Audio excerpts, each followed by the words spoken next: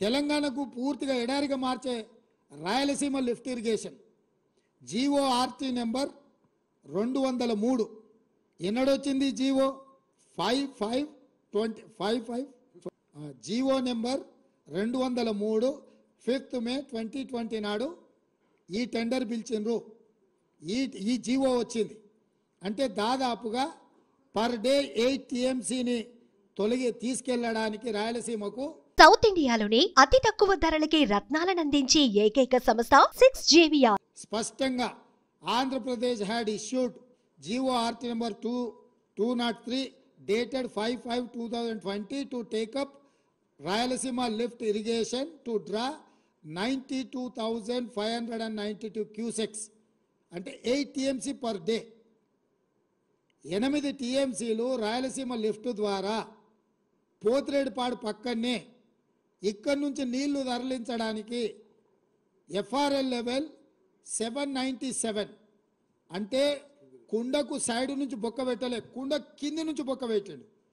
రాయలసీమలో 834 ఫీట్ లెవెల్లో నీటి నిల్వ ఉంచాలి అని అంటే 797 ఫీట్ల దగ్గర అంటే బురద కూడా తరలించకపోవడానికి రాయలసీమ లిఫ్ట్ ఇరిగేషన్కు మే 5, 2020 నాడు జీవో నెంబర్ 203 విడుదల జరిగింది. జగన్మోహన్ రెడ్డి గారు ఆంధ్రప్రదేశ్ ముఖ్యమంత్రిగా ఈ కార్యక్రమాలు చేపట్టిండు.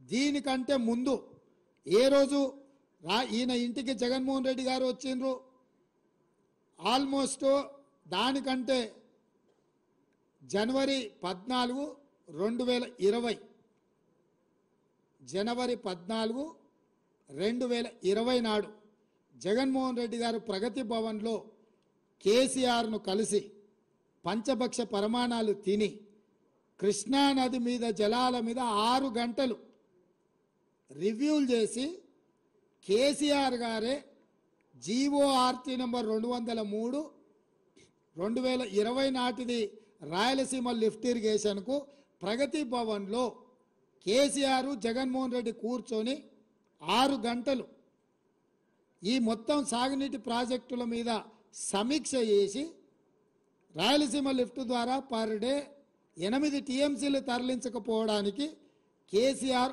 అనుమతి ఇచ్చిండ్రు. అంటే తెలంగాణకు ఇంకొక పిడుగు లాంటి వార్త రాయలసీమ లిఫ్ట్ ఇరిగేషన్. తండ్రి పోతిరెడ్డిపాడు పొక్కబెట్టి 4 TMCలు పర్ డే తరలించకపోతే కొడుకొచ్చి కేసీఆర్ ఇంటికే వచ్చి ప్రగతి భవన్లో ప్రజల సొమ్ముతో కట్టిన ప్రగతి భవన్లో వీళ్ళిద్దరు పంచపక్ష ప్రమాణాలు తిని 6 గంటలు కృష్ణానది జలాల మీద చర్చలు చేసి రోజుకి 8 TMCల నీళ్లు రాయలసీమ లిఫ్ట్ ద్వారా తరలించకపోవడానికి కేసీఆర్ అనుమతించి కేసీఆర్ ఇంట్లోనే ఆమోదం పొందిన జీవో 203 మీకు మే 5, 2020 నాడు దీనికి ఆమోదం పొందారు.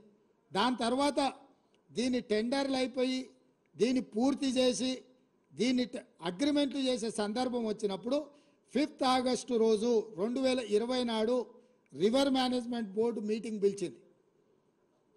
ఆ రోజు మీటింగ్కి పోతే ఈ టెండర్ అగ్రిమెంట్ జరగకుండా అభ్యంతరం పెట్టడానికి అవకాశం ఉండే. కానీ 10 తారీఖు నాడు 10/8/2020 నాడు ఈ టెండర్ లాస్ట్ డేట్ ఉండే. 5 ఆగస్టు 2020 నాడు Krishna river management board meeting పిలిచింది కేంద్ర ప్రభుత్వం. 5 తారీఖు నాడు వెళ్ళి ఈ 203 జీవో మీద అభ్యంతరం పెట్టి ఈ టెండర్లను కొనసాగించకుండా టెండర్ల ఒప్పందాలు జరగకుండా టెండర్లను అడ్డుకోవడానికి అవకాశం ఉంటే చంద్రశేఖరరావు గారు 5 ఆగస్టు 2020 నాడు సమావేశానికి పోకుండా ఒక లేఖ రాసిండు. ఏమని? ఆగస్టు 20 వరకు నేను చాలా కార్యక్రమాలలో బిజీగా ఉన్నా, ఆగస్టు 20 తర్వాత నువ్వు సమావేశం పెడితే నేను వస్తా అని చెప్పి ఇరిగేషన్ సెక్రటరీ రజత్ కుమార్తోని ఆయన లేఖ రాపిచ్చిండు. ఆ రోజు ఉండే ఇరిగేషన్ ఎందుకు లేఖ రాపిచ్చిండు?